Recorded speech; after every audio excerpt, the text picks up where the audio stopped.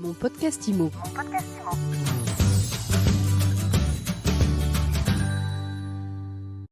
C'est un plaisir d'être avec vous à ce Master IMO 2021 avec Karine Mahieu. Bonjour. Bonjour Ariane. Karine, tu es coach, formatrice, spécialiste des réseaux sociaux. Voilà, tu as été une des premières intervenantes ce matin. Tu vas nous raconter les grandes lignes de ce que tu as dit.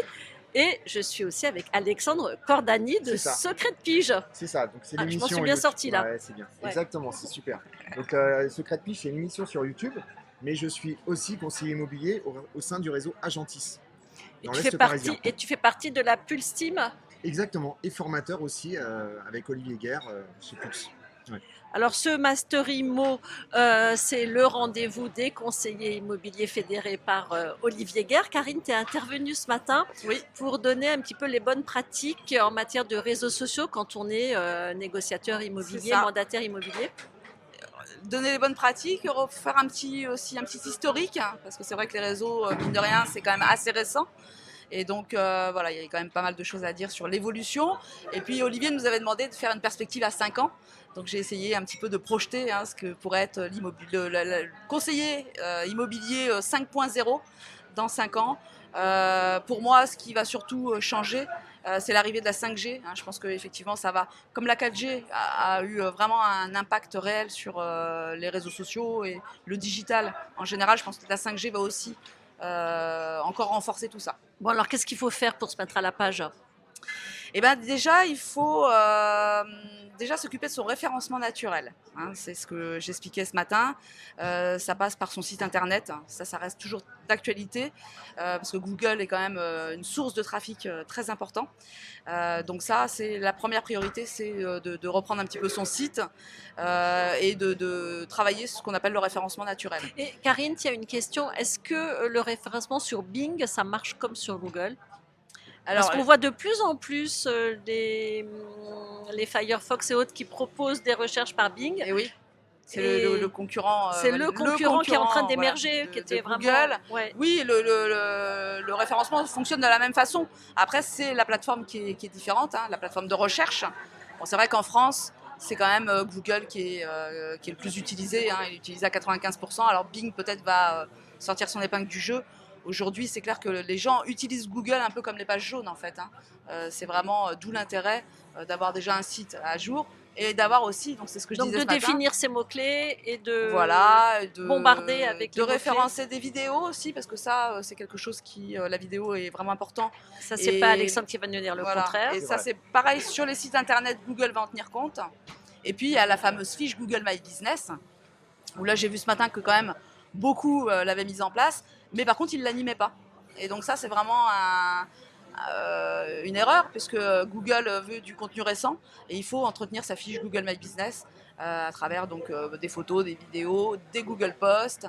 Voilà. Et donc ce matin, j'ai vu que beaucoup ne le faisaient pas, et je pense et j'espère qu'à l'issue de la formation, ils se précipiteront sur Google My Business pour mettre tout ça en place. J'ai noté le conseil de Google Post, donc effectivement de faire des posts Google qui sont plus orientés pour les vendeurs. C'est ça. Et donc allez-y, voilà, on vous conseille vraiment de faire des Google Posts orientés vendeurs. Et justement, on dit toujours qu'il ne faut pas forcément demander aux personnes, finalement de faire des posts qui demandent qui vont vers les estimations gratuites, etc., les estimations offertes. Et en fait, sur le Google Post, on peut. Donc merci, et c'est vrai que je n'y avais absolument pas pensé. Bon, alors attendez, moi je suis néophyte, c'est quoi un Google Post ? En fait, c'est sur un... Alors, je peux te laisser parler. Alors, c'est tout simplement sur Google My Business, c'est une publication, comme une publication Facebook ou Instagram ou LinkedIn, sauf que c'est propre, c'est sur sa fiche Google My Business qu'on peut faire des publications. Elles ont une particularité, ces publications, c'est qu'elles s'archivent au bout de 7 jours. Donc c'est pour ça que je dis, est-ce que vous animez votre fiche au moins une fois par semaine, de façon à avoir un Google Post toujours actif, puisque comme Google veut du contenu récent, il archive automatiquement les posts au bout de 7 jours. Donc voilà, l'idée c'est d'essayer d'avoir un récurrent, d'avoir toujours au moins un Google Post qui tourne sur sa fiche. Bon, ça, c'est un super tips. Dis-nous, Karine, au niveau Insta, Facebook, LinkedIn, il y a des bonnes pratiques nouvelles. Oui. Alors déjà, la pratique la plus importante, et qui est souvent donc une erreur, quelque chose qui est oublié, je pense, par les conseillers, c'est de géolocaliser leurs publications, aussi bien la publication classique que la story. parce que ça ouvre en fait la visibilité au local et on sait que les conseillers immobiliers ont une clientèle locale et il faut vraiment mettre de l'importance sur le secteur en fait, hein, la localisation. C'est là-dessus qu'ils vont pouvoir justement agréger des gens autour d'un intérêt commun qui est en fait là où on habite. Puisque souvent d'ailleurs le conseiller habite aussi sur son lieu de prospection, la plupart du temps. Entre Insta et Facebook, comment on choisit ? On choisit pas d'ailleurs. Oui, on choisit. Il ne faut pas être partout parce que si on est partout, malheureusement, on se disperse. Donc on choisit, c'est mieux, son réseau. Et je pense qu'il faut choisir celui pour lequel on a le plus d'appétence, tout simplement. Il n'y a pas un réseau mieux qu'un autre. C'est plus l'intention que vous allez y mettre, le temps que vous allez y consacrer et les contacts que vous allez générer à travers ce réseau qui va être important. Donc que ce soit LinkedIn, Instagram ou Facebook, c'est pareil. C'est plus par rapport à la façon dont les gens appréhendent un réseau plutôt qu'un autre, tout simplement.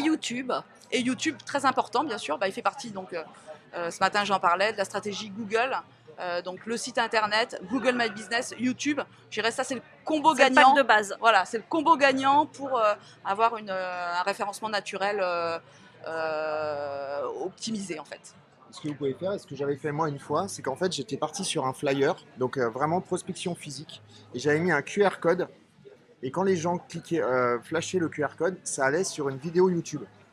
Donc en fait, on utilise finalement le physique et le digital. Et ce qui permet vraiment d'optimiser l'ensemble. Et ça, c'est hyper intéressant. Et en fait, quand ils flashaient le QR code, ça ramenait vers une présentation de ce que je leur proposais, en fait, tout simplement. Donc je leur parlais des estimations, comment estimer un bien, etc. Et ce que je pouvais leur apporter dans une estimation. Et ça, c'était très, très intéressant. Bon, alors moi je suis pas techno et je suis pas conseiller immobilier, mais comment on fait pour mettre un QR code ? C'est simple, hein, le QR code, il suffit de taper sur Google. Google est ton ami. Donc à chaque fois que tu te poses une question, tu demandes à Google. Et en général, Google te répond. Donc tu tapes création de QR code et tu vas avoir un site. En fait, ça va te mettre des sites et tu cliques dessus et tu as juste à mettre le lien YouTube directement dans le site et il va te créer le QR code. Ça va générer le QR code. Ça génère le QR code que tu peux ensuite télécharger en mode PNG par exemple ou en mode JPEG et ensuite tu le mets sur ton flyer directement. Alors moi j'ai une petite astuce aussi pour le QR code.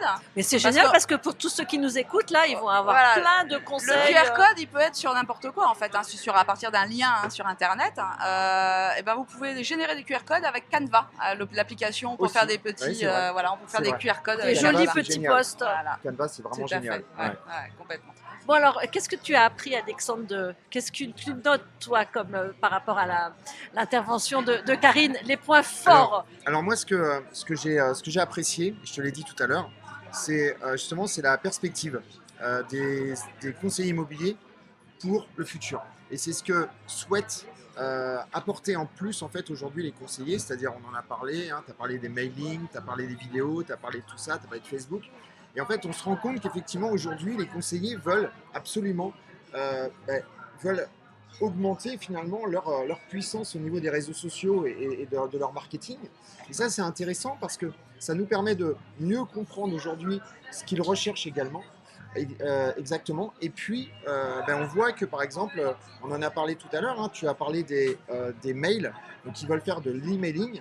Et moi, ça me permet, par exemple, dans Secret de Pige, d'essayer de comprendre un petit peu ce qu'ils recherchent de manière à les faire progresser et pourquoi pas travailler ce sujet-là en fait pour pouvoir leur apporter en fait du contenu qui va leur permettre en fait encore une fois de progresser et d'optimiser leur temps. Merci beaucoup Karine. Si on veut faire appel à tes services, on contacte Pulse. Karine Mailleux sur Google et on trouve de partout, il n'y a pas de problème. Et Alexandre, pareil, Alexandre Cordani, Secret de Pige. Vos fiches Google My Business sont à jour. C'est à jour. Le référencement est bon. Exactement, tout est OK. Tout va bien. Merci beaucoup, à très vite. Merci Ariane. Merci à tous. Mon podcast IMO.